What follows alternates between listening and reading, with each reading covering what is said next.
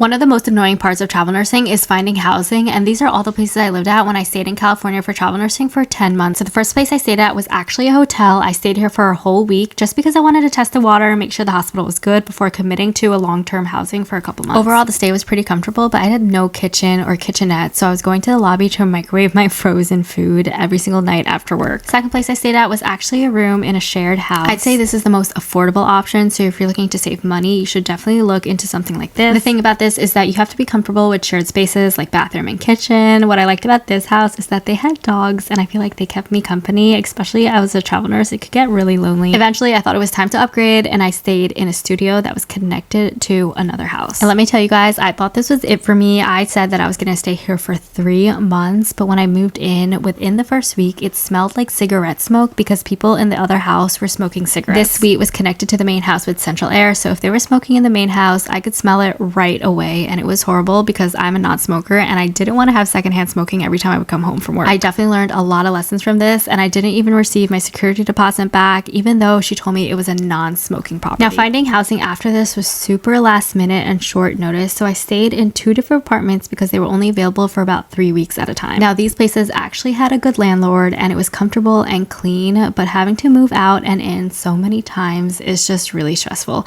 And as you could see, a lot of these times I'm wearing scrubs, so that happened right after work. I ended up having to finish my 12-hour shift and start packing my bags. And finally, towards the end of my California journey, I found my 6th place to stay at, which was a 1-bedroom. It was a converted shed, but it was super clean and comfortable, and you could tell that a girl just designed this place. As you can see, finding housing is part of this job, but what do you think and how would you handle it?